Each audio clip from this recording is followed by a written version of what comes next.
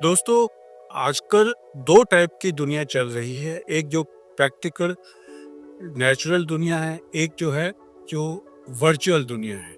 आजकल एक तो रील कल्चर आ गया है, एक जो रियल कल्चर है।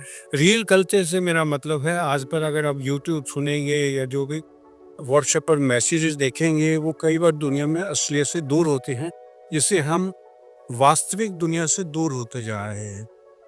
और आजकल एक खबर बड़ी तेजी से सोशल मीडिया पर यूट्यूब पर चल रही है रिगार्डिंग डाइवोर्सेस। जैसे एक खबर आ रही है कि गोविंदा का अपनी वाइफ से 37 साल के बाद आपस में कोई रिलेशन में गड़बड़ आ रही है और शायद डाइवोर्स की बात चल रही है, हुआ नहीं है, हो ना जाए। तो उसके ऊपर इतना ज़्यादा डिस्कशन है, तो मैंने सोचा मैं पहले वीडियो बना के बात करूं कि शादी क्या होती है, what is institution of marriage. क्या आपने इसके बारे में कभी सोचा है?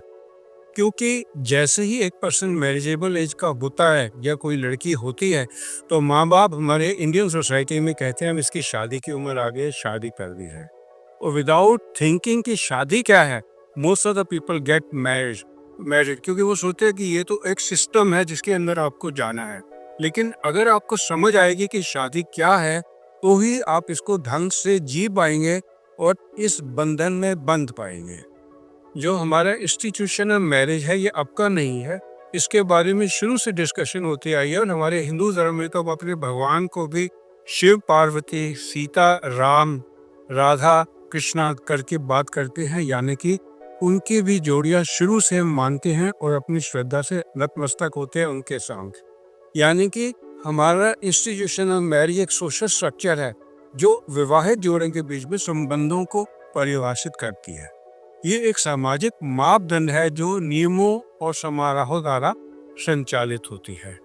सामाजिक स्थिरता को बढ़ावा देता है इंस्टीट्यूशनल मैरिज, और परिवार का एक मूल माना जाता है, जीवन को व्यवस्थित रखने और बनाए रखने में मदद करता है।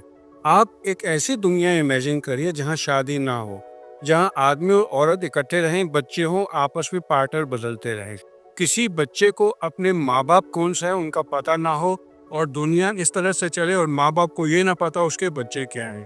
तो ऐसी दुनिया में क्योस होने में ज़्यादा टाइम नहीं लगेगा और ये दुनिया बिल्कुल अव्यवस्थित हो जाएगी। इसलिए रेगुलेशन ऑफ मैरिज के बिना सोशल स्ट्रक्चर पॉसिबल नहीं है।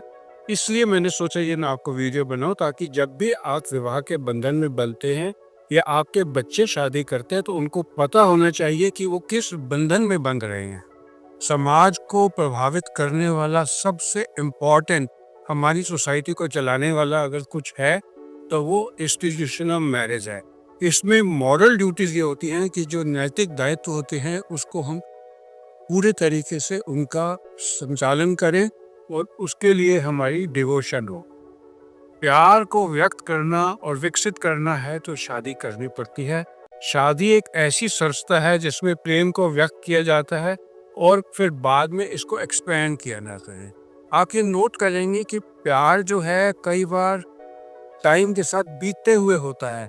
अगर आप एक पर्सन के साथ एसोसिएशन में रहते हैं, तो धीरे धीरे प्यार बढ़ता जाता है अधिकतर। अगर आपके आपस में विचार मिलते तो बहुत कम लोगों के आपस में हैं।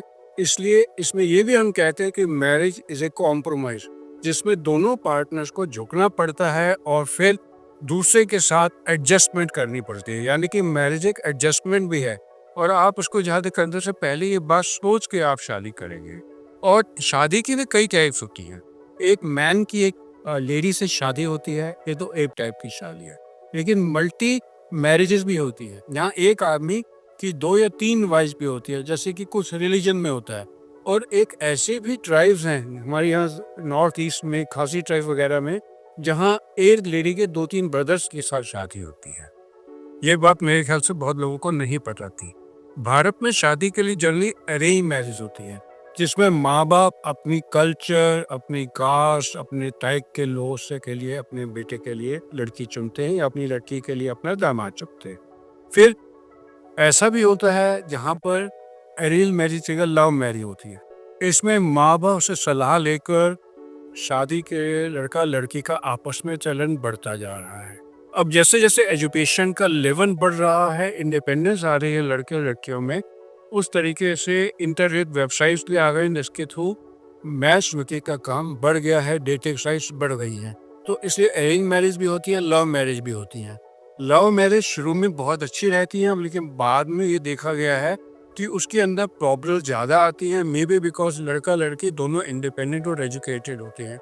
जबकि अरेंज मैरिज है, अजीब लगता है कि माँ बाप चुनते हैं, लड़का लड़की ने पहले एक दो बार मिला होता है, लेकिन उसमें आपस में प्यार वक्त के साथ उनका आपस में बढ़ता जाता है, क्योंकि जब भी आप एसोसिएशन दूसरे के साथ रखेंगे और आप अपनी सोच रखेंगे एडजस्टमेंट की, तो वो वाली शादी ज़्यादा सक्सेसफुल देखी गई हैं, जो दो ये थोड़ा सा डिस्कशन का विषय है। तो मैंने सोचा कि मैरिज क्या होती है इसके बारे में बता दूं, क्योंकि मैंने एक वीडियो डाइवोर्स के ऊपर पहले बनाया था, जिसके ऊपर एक वीडियो मैं और बनाने की सोच रहा हूँ कि शादी के कई बार 30-35 साल बाद भी डाइवोर्स हो जाता है।